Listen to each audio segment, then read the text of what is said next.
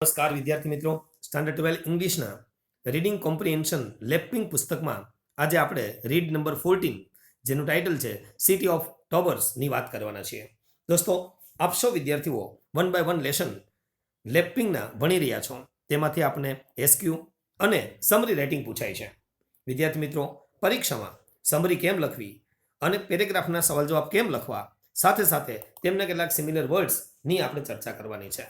આશા રાખીએ કે આપણને આ વિડીયો લેક્ચર ખૂબ કામમાં આવશે અને આપણે આવા સિમિલર વર્ડ્સની મદદથી ખૂબ સરસ પ્રગતિ કરી શકશો.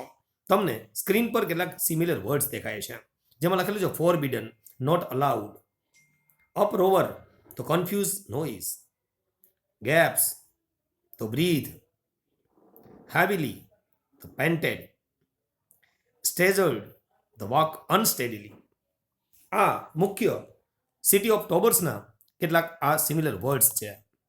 વિદ્યાર્થી મિત્રો, બીજા કેટલાક પાઠમાંથી લેપિંગના અહીંયા સિમિલર વર્ડ્સ મૂક્યા છે, તે તમે તમારી જાતે વાંચો અને તૈયાર કરો. ત્યાં સુધીમાં હું તમને પાઠની વાર્તા સમજાવી દઉં. આમ તો સિટી ઓફ ટોબર્સ ટાઇટલ ઘણું વિચિત્ર લાગે છે ને, કે આવું વળી આ કોનું સિટી હશે?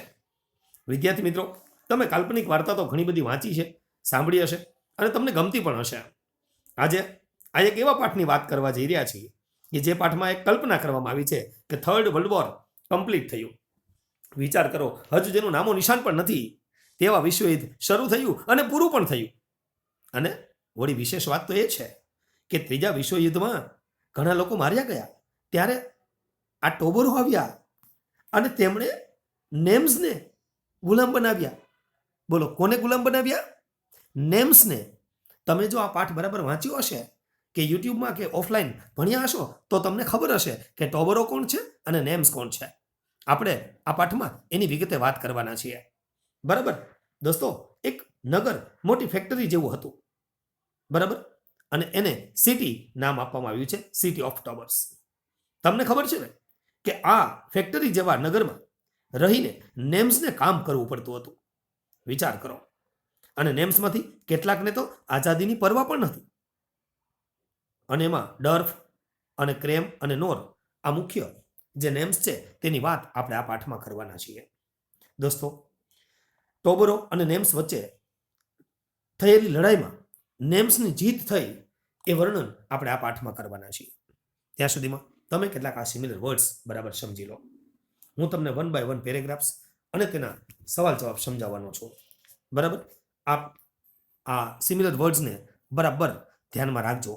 મોટા ભાગના સિમિલર વર્ડ્સ આપણને આવડતા જ હશે.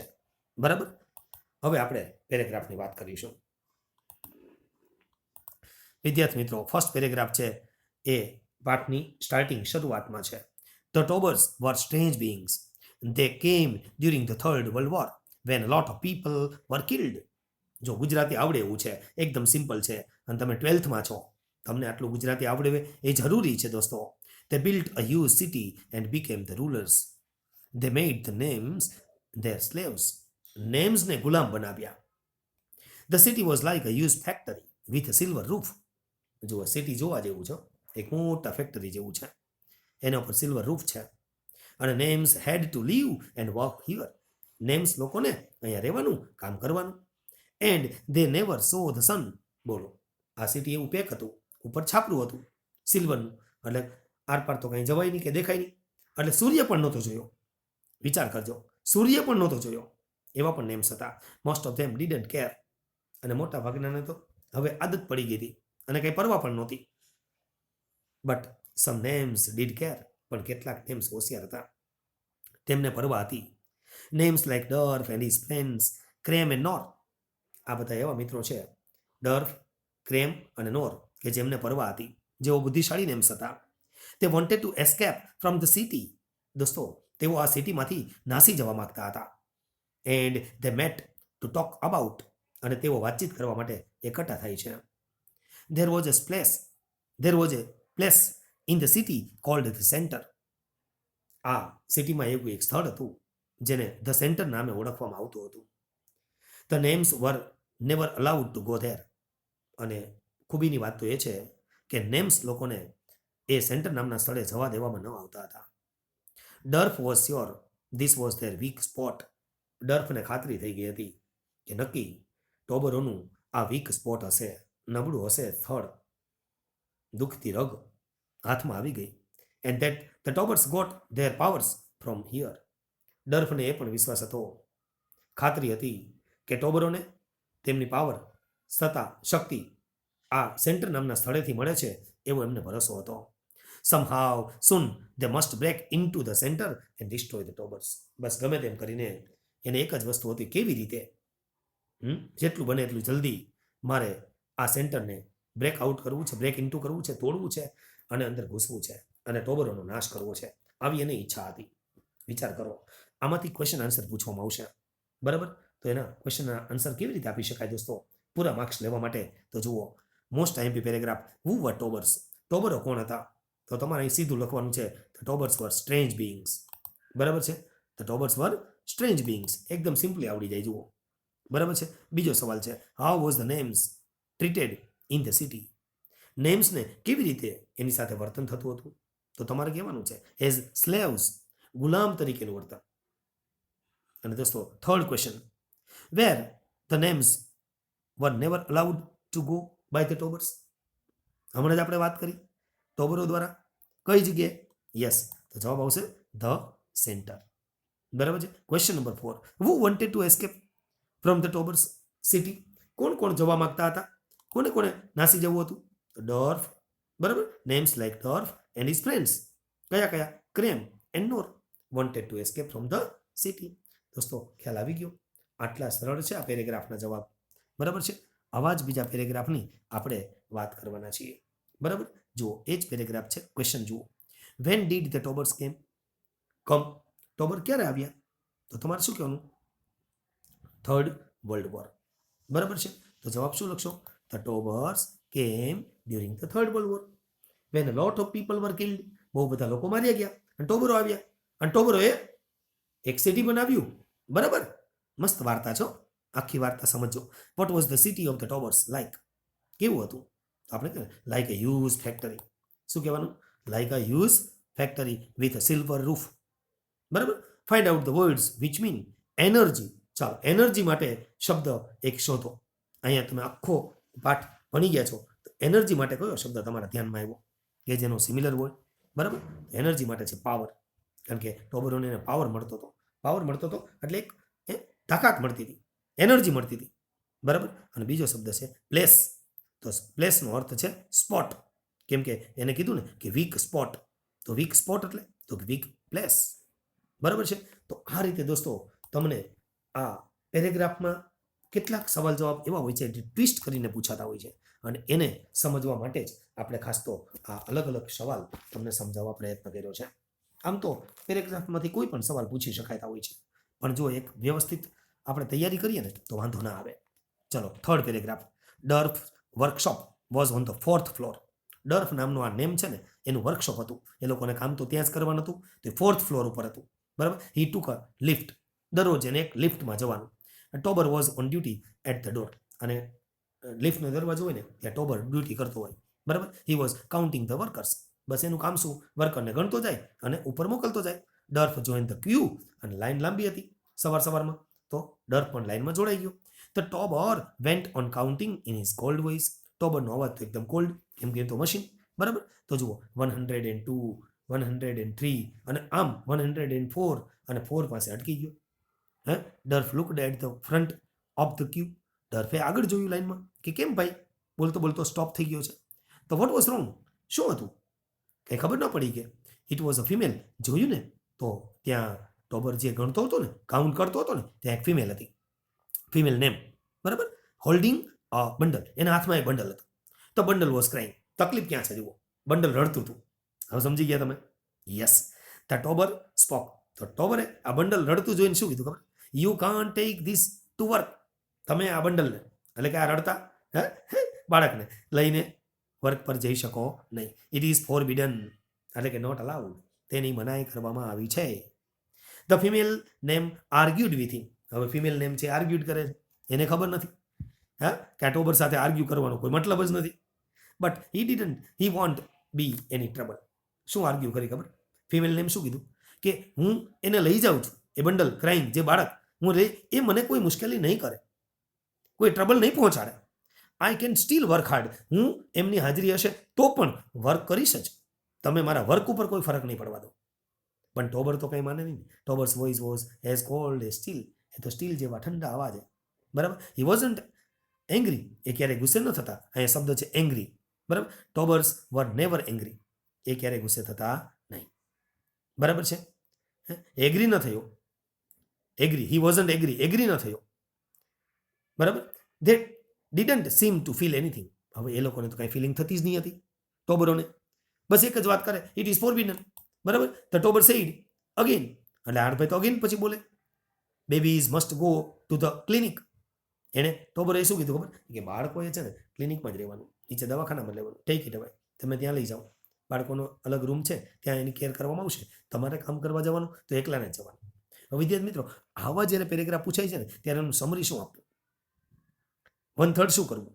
તો જુઓ, the Tobor was counting the workers in a cold voice. એકદમ સરળ, જો સિમ્પલ છે. બોલો, આના 4 માર્ક્સ બેઠા આવે અને 1 marks ટાઇટલનો, total 5 marks.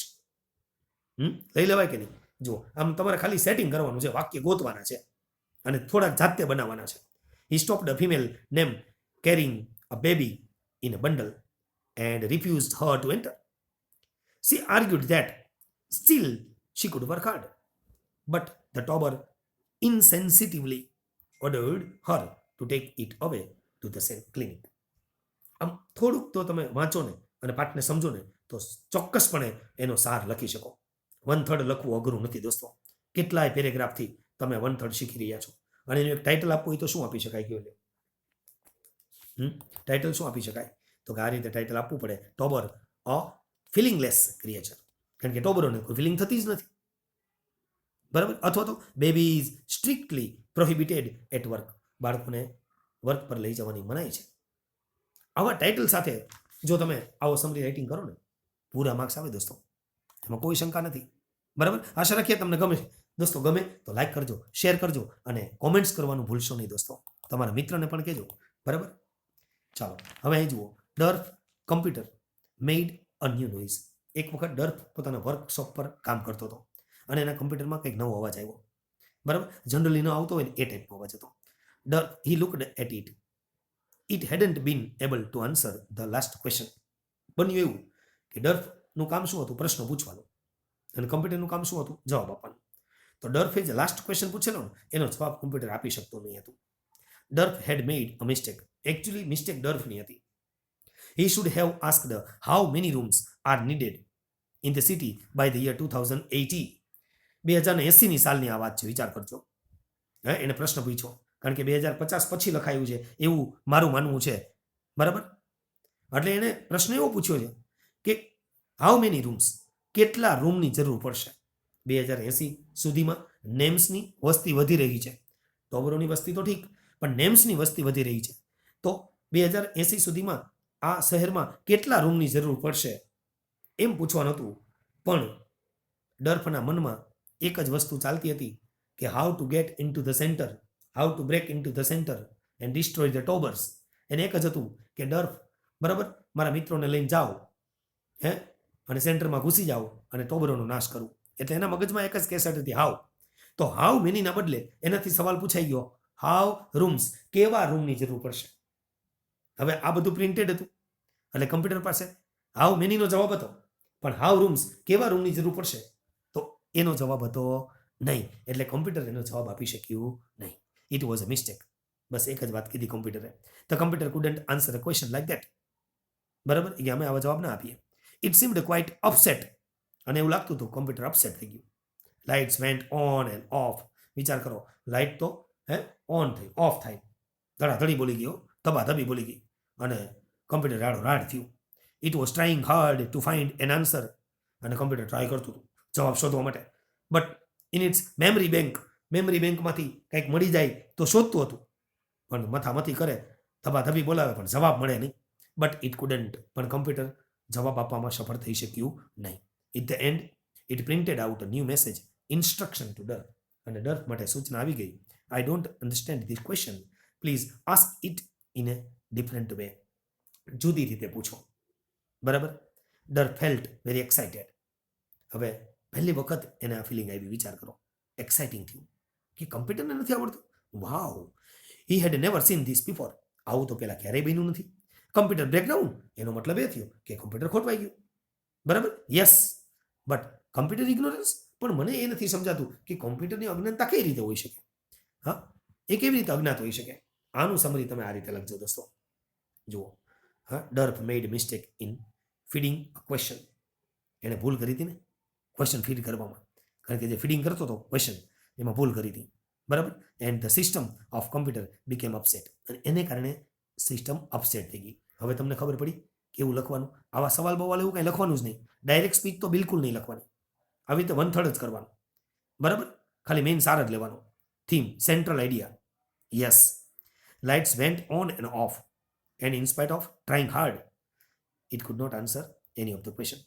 At last, it instructed Durf to ask the question in a different way. Durf was excited to see computer ignorance. દોસ્તો, આનું ટાઇટલ પણ એક આપવાનું છે કે ટોટલ 5 માર્ક્સનો પ્રશ્ન છે ને, એટલે તો ટાઇટલ આ રીતે આપજો તમે. બરાબર? કમ્પ્યુટર ઇગ્નોરન્સ અથવા તો અ બૂન ફોર ડર્ફ. કારણ કે કમ્પ્યુટર અજ્ઞાત હતું, એને ખબર નહીં હતી. એ કોના માટે આશીર્વાદ રૂપ થયું? ડર્ફ માટે, નેમ્સ માટે. અથવા તો મિશન બ્રેક ડાઉન અ કમ્પ્યુટર. કારણ કે એક મિશન જ કહેવાય ને, બ્રેકડાઉન કરવાનું. બરાબર? જો આ રીતે તમે એક ટાઇટલ સાથે બહુ વ્યવસ્થિત લખશો ને દોસ્તો, ચોક્કસપણે માર્ક્સ આવશે. વિશ્વાસ રાખો. તમે જે ચેનલ, જે વિડીયો લેક્ચર્સ જોઈ રહ્યા છો ને, તે ખૂબ કામની વસ્તુ છે. આ ચેનલમાં ધોરણ 10, 11, 12 બરાબર ટેક્સ્ટ અને ગ્રામરના શક્ય એટલા વિડીયો એડ થઈ રહ્યા છે. Basic English, spoken English, GPSC mains, બરાબર આવા તમામ પ્રકારના ઇંગ્લિશના વિડીયોઝ આ ચેનલમાં વખતો વખત એડ કરવામાં આવશે. બરાબર? તમે ચેનલને સબસ્ક્રાઇબ ન કરી હોય ને તો સબસ્ક્રાઇબ કરી લેજો દોસ્તો. બરાબર? અને તમારા મિત્રોને પણ આ સજેશન કરજો. દોસ્તો, હવે હું તમને આ જ પેરેગ્રાફ છે કે જે એક નવો પેરેગ્રાફ છે 5મો, તેમાંથી કેટલાક સવાલ જવાબ તૈયાર કરવાનું કહું છું. તમે આ પેરેગ્રાફ જાણીતો છે એટલે વાંચ્યો હશે કદાચ. The Tobor on duty got very worried. He came over two C.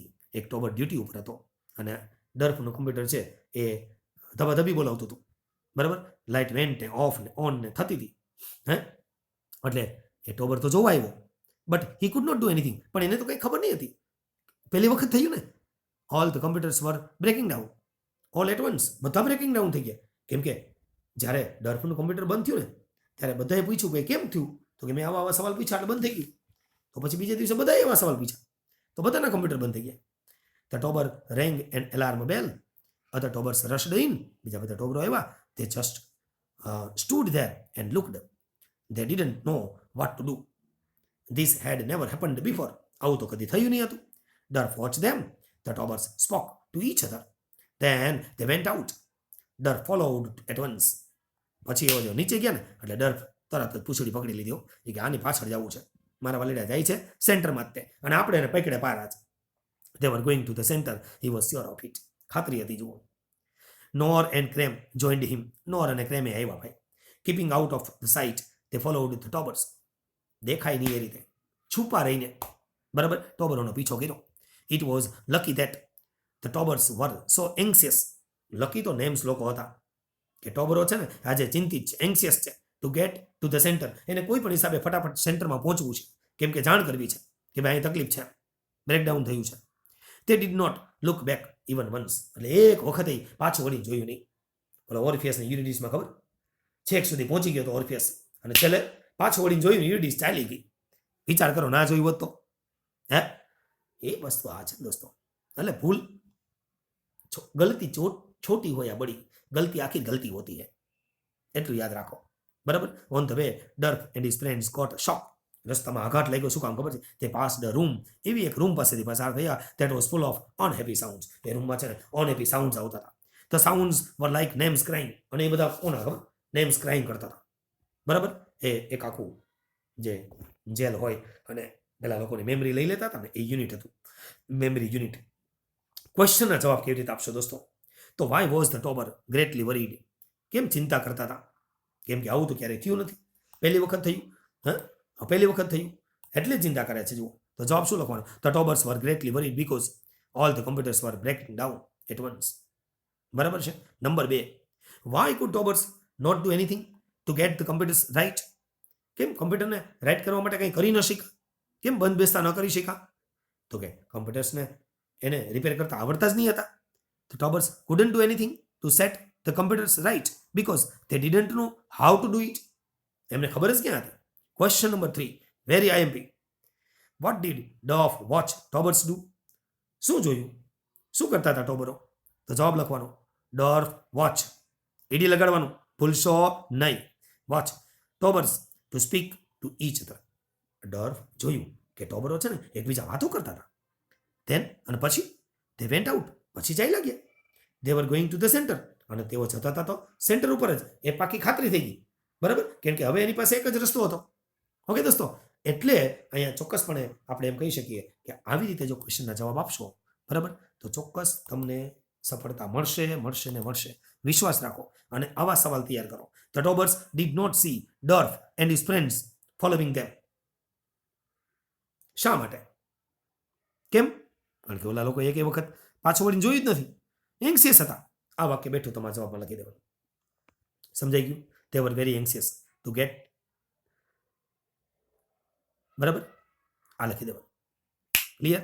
get to the center. ચાલો number 5, what shocked Dorf on the way. બોલો, રસ્તામાં આઘાત લાગ્યો. કેમ? તો કે એક રૂમ જોયો ને ત્યાં બધા અનહેપી સાઉન્ડ આવતા હતા. તો જવાબ કેમ લખવાનો? on the way Dorf and his friends passed a room that was full of unhappy sounds. The sounds were like names crying. બરાબર, the sight shocked Dorf. અને એટલે આ ડર્ફ છે ને એ શોક થઈ ગયા, એને આઘાત એટલે પહોંચ્યો છે દોસ્તો. ખ્યાલ આવી ગયો હવે તમને? આવા જવાબ લખવા સરળ છે કે નથી દોસ્તો? કયો મને. હે, હવે આવો જ એક પેરેગ્રાફ છે મસ્ત. they were going to the center. બરાબર, આપણે હમણાં જોયું ને એ પેરેગ્રાફમાંથી સમરી રાઇટિંગ કરવાનું હોય તો શું થાય? તો કે આવી રીતે કરવાનું. ડોર્ફ, નોર એન્ડ ક્રેમ, આ નામ યાદ રાખવાના, અને નામથી શરૂઆત કરશો ને પૂરા માર્ક્સ મળશે. Followed the Tobors to the centre. બરાબર છે. On the way they were shocked to find both male and female names crying. જુઓ, રસ્તામાં મને shocked થયા. આ એક જ વાક્યમાં આખો સાર આવી ગયો, જોયું તમે? અને આ shocked થયા, બરાબર, with the iron bars. Ready? It was a memory unit in which cases were lit up. જો cases were lit up, અહીં જો પેરેગ્રાફ એક વધી ગયો છો. હા, આ જો મેમરી યુનિટ આપ્યું છે ને, આ લખવાનું છે બધું. જોયું તમે? બરાબર. હા, પાંજરાઓ એના શું આખા આ ટોબરો છે ને એ નેમ્સના હેડ ઉપર એક પાંજરું પહેરાવી દેતા, બરાબર. તો પાંજરું લીટ અપ કરી દે, ઓન કરી દે, એટલે એમાં શું હોય, નેમ્સમાં જે મેમરી હોય ને એ મેમરી બધી એ મશીનમાં જતી રહે, અને પછી એ મેમરી કમ્પ્યુટરમાં નાખી દે, અને પછી ઓલા ક્વેશ્ચન પૂછે એના જવાબ આપે. સમજાઈ ગયું? આ રીતે આખી ટેકનિક કરી હતી, આ રીતે ગુલામ બનાવ્યા હતા નેમ્સને, બરાબર. એટલે મશીન છે ને એ શું કરી શકે, તાકાત કેટલી છે એ અહીંયા બતાવવા પ્રયત્ન કર્યો છે, બરાબર. આ રીતે તમારે લખવાનું. And the job was to take away the memory of the names prisoners. અને ટાઇટલ આપવાનું મેમરી યુનિટ અથવા તો હોરિબલ પ્લેસ. બરાબર છે. તો દોસ્તો આવી રીતે તમે લેપિંગના તમામ પાઠ, ટેક્સ્ટબુકના તમામ પાઠ, બરાબર, સવાલ જવાબ, આ બધી જ વસ્તુઓ 1 by 1 જો સમજતા જશો, શીખતા જશો, તો ચોક્કસપણે તમે ઘણું બધું કામ કરી શકશો. ચાલો, અહીંયા એક પેરેગ્રાફ છે, વાંચો. બરાબર. ટોબર કેમ બિહાઇન્ડ ડર્ફ. હવે જુઓ, સેન્ટરમાં દાખલ થઈ ગયો છે, ડર્ફની પાછળ આવ્યો, રેડી ટુ કિલ હિમ, એને મારવા તૈયાર હતો, વિથ અ ટચ. અને એમાં તો એવી તાકાત હતી ને ટોબરમાં, તો ખાલી ટચ કરે ને તો આ ડર્ફ તો મરી જાય.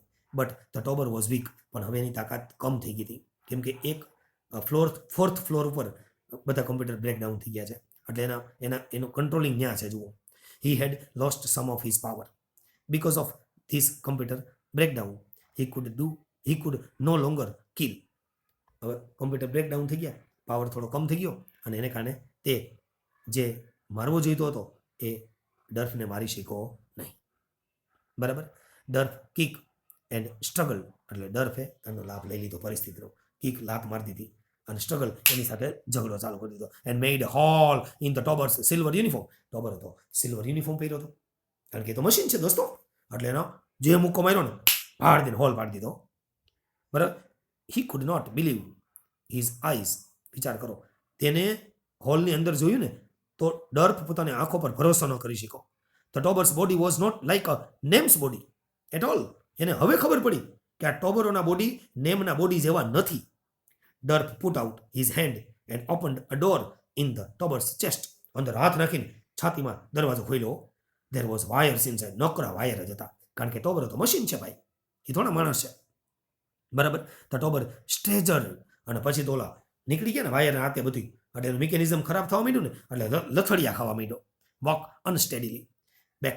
It could not walk. હવે તો ચાલી પણ નહોતો શકતો Tobor. It fell to its knees. અને એ ટોબર એના ઘૂંટણે પડ્યો. એન્ડ ક્રાઉલ્ડ, અને પછી ભાખોડિયા ફેર ચાલવા લાગ્યો. બરાબર છે, હાથને પગને એવી રીતે ચાલવા લાગ્યો ઘૂંટણે. Derf cried out to the others. અને ડર્ફે એ સેન્ટરમાં જ ત્યાં ઊભા રાડ પાડી. બરાબર. It was a cry of victory. અને આ રાડ, આ ચીસ વિજયની હતી. વિજયનો નાદ હતો. The Tobors are only machines. અને એને શું કીધું ખબર, કે આ ટોબરો મશીન છે, મશીન. They aren't gods. એ કઈ ભગવાન નથી. They are only machines. તેઓ મશીન્સ છે. They can be broken. તેઓ તૂટી શકે છે. આમ જ્યારે વાત કરી અને આ મેસેજ જ્યારે પહોંચ્યો ને, ત્યારે બધા જ ટોબરોને શાંતિ થઈ. અને પછી તો ટોબરોએ બધા જ નેમ્સને શાંતિ થઈ. અને પછી તો એ બધા નેમ જે જગ્યા હતા ને ત્યાં પોતાની આસપાસ જેટલા ટોબરો હતા ને પકડીને માર્યા, ધબધબાવી નાખ્યા. જો સમરી આ રીતે લખજો એની. બરાબર. હવે તો આવડશે ને? હે, બસ સમરી લખતા શીખી જાઓ. અને એનું ટાઇટલ આ રીતે આપી દેજો, નેમ્સ વોન ઓવર ટોબર્સ. ટોબરો પર આખરે મેનનો વિજય થયો, નેમ્સનો વિજય થયો. ટોબર્સ, બરાબર, ડિસ્ટ્રોયેબલ મશીન્સ. ટોબરો છે ને એ ખરેખર તો એક નાશ પામે તેવા મશીન છે. આવી વાત તમે કરી શકો છો દોસ્તો. તો અહીંયા આપણે જોયું કે કઈ રીતે નેમ્સ અને ટોબર્સ વચ્ચે યુદ્ધ થયા અને અંતે નેમ્સનો વિજય થયો. તો તમને પેરેગ્રાફમાંથી કેટલાક સવાલ જવાબ, મોસ્ટ ટાઈમથી પેરેગ્રાફ છે એ હું કરાવવા જઈ રહ્યો છું. તમે ખૂબ ધ્યાન આપજો અને આ સવાલ તમે ખાસ ધ્યાનપૂર્વક કરજો. Question number 1, why did Derf have to listen very carefully to the answers? કેમ જ્યાં સેન્ટરની અંદર ઓલા જે કમ્પ્યુટર, જે જાયન્ટ કમ્પ્યુટર હતું, એ બધા સવાલના જવાબ આપતું હતું. એ સવાલના જવાબ આપતું હતું, પણ હવે એની તાકાત ઘટી રહી છે, એટલે વોઇસ વીક આવતો હતો. એટલે એને બહુ કાળજીપૂર્વક સાંભળવું પડતું હતું. બરાબર છે. આ પેરેગ્રાફ તમે વાંચી લીધો હશે તો તમને બરાબર સમજાઈ ગયું હશે. બરાબર. નહીં તો એક વખત વાંચી લો અને આ રીતે જવાબ લખજો. બરાબર. જુઓ જવાબ આ રીતે તમે લખજો. Derf had to listen very carefully to the answers because the computer voice was very weak. કમ્પ્યુટરનો વોઇસ છે ને વીક હતો. જુઓ થર્ડ લાઇનમાં જુઓ. બરાબર. આ જવાબ લખવાનો. અને સવાલ number 2, what did the computer reply? Computer reply શું આપતું હતું? તો રિપ્લાય તો એકદમ ક્લિયર જ છે, robots were made by man. કારણ કે એ કઈ ટોબરો થોડા હતા, એ તો રોબોટ હતા. રોબોટનું ઊંધું કરીને વાંચો એટલે ખબર પડશે તમને. ટોબર થાય કે ન થાય? તો computer replied, robots were made by man, robots must never kill man, robots must ... આમ કરીને અટકી ગયું. જુઓ, સમજી ગયા હવે તમે? તો આ રીતે એ જાયન્ટ કમ્પ્યુટર છે ને એની પાસે સાચી ડિટેલ હતી અને એ ડિટેલ અહીંયા ડર્ફને મળી રહી હતી. ડર્ફ એ કોમ્પ્યુટરની સામે ઊભો છે. બરાબર છે. અને એ જ પેરેગ્રાફમાંથી જુઓ, વોટ ડીડ ડર્ફ અન્ડરસ્ટેન્ડ? આ બધી વાત પરથી ડર્ફને શું સમજ પડી? ક્વેશ્ચન નંબર 3 નો જવાબ આ રીતે લખજો. Derf understood that the names were men and the Tobors were robots. દોસ્તો આ જ મેઇન છે આખા પાઠનો સારો. But at the time passed the Nems got mixed up. જેમ જેમ સમય વીતી ગયો, થર્ડ વર્લ્ડ વોર પૂરું થયું અને હવે વાસ્તવિકતામાં તો આ તો કલ્પના છે. વાસ્તવિકતામાં તો યુદ્ધ થાય અને પૂરું થાય તો આપણે હોઈએ ન હોઈએ કોને ખબર છે? આજના આ યુગમાં નક્કી નથી. બરાબર છે. શું એનું રિઝલ્ટ આવે તે? બરાબર ને? એટલે અહીંયા કે છે નેમ્સ બધા મિક્સ થઈ ગયા. ટોબરો છે એ, બરાબર, રોબોટમાંથી ટોબર થઈ ગયું અને મેન તો મેનમાંથી નેમ્સ થઈ ગયા. આ રીતે મિક્સડ થઈ ગયા. બરાબર. આવો જવાબ લખજો, પૂરા માર્ક્સ મળશે દોસ્તો. Question number 2, what did Derf decide at last? હવે એને નક્કી શું કર્યું? આ બધી એને ખબર પડી કે બધું થઈ ગયું, ચાલો. બરાબર. હવે એને શું નક્કી કર્યું? મોસ્ટ ઇમ્પોર્ટન્ટ ક્વેશ્ચન છે ને, તો એનો જવાબ આ રીતે લખજો. Derf at last decided this must never happen again. હવે આ ઘટના ફરીથી ન બનવી જોઈએ. આ રીતે ટોબરો એટલે કે રોબોટ આપણા ઉપર શાસન કરે, આપણને ગુલામ કરે, આવું તો બનવું જ ન જોઈએ. We must make a new world outside. આપણે આ સિટીની બહાર રહેવું છે અને એક નવી દુનિયા બસાવવી છે. બરાબર. From now on machines must be our slaves. હવે પછીથી મશીન જ આપણા ગુલામ હોવા જોઈએ, આપણે મશીનના ગુલામ હોઈશું નહીં, આવી વાત એના મગજમાં બેઠી અને એને નક્કી કર્યું. હવે થર્ડ ક્વેશ્ચન જુઓ. 2 phrases, બરાબર, from the passage which mean stop functioning. Stop functioning નામનો આ જે ફ્રેઝ છે તેને ધ્યાનમાં રાખી અને 2 એના ફ્રેઝ શોધો, બરાબર, જેનો મતલબ સરખો થતો હોય. તો રન ડાઉન, તો રન ડાઉન એટલે પણ કામ કરતું બંધ થઈ જવું, અને બ્રેકડાઉન એટલે પણ બેકાર થઈ જવું. તો દોસ્તો આવા પણ સવાલ આપણને પરીક્ષામાં પૂછી શકાય છે, અને તમે એવા સવાલના જવાબ બરાબર લખજો અને ચોક્કસપણે એક સારું પરિણામ પ્રાપ્ત થાય એવો પ્રયત્ન કરજો.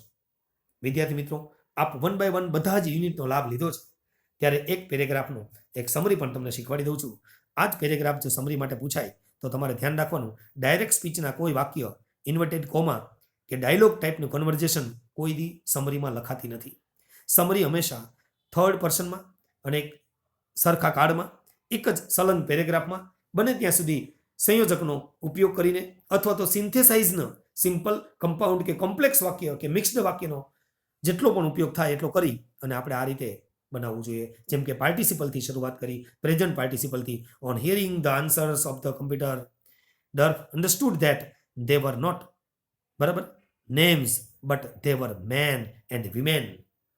હવે એને ખબર પડી કે લા કમ્પ્યુટરે જવાબ આપ્યો તો એ ખબર પડી, જાયન્ટ કમ્પ્યુટરે. વિચાર કરો કે આપણે તો પુરુષો અને સ્ત્રીઓ છીએ, હા, મેલ અને ફિમેલ છીએ, આપણે નેમ્સ નથી. કે he realized that name was man and tower was robot. Before the war people took help of robots. દોસ્તો થર્ડ વર્લ્ડ વોર પહેલા લોકોએ ટોબરોની મદદ લીધી હતી.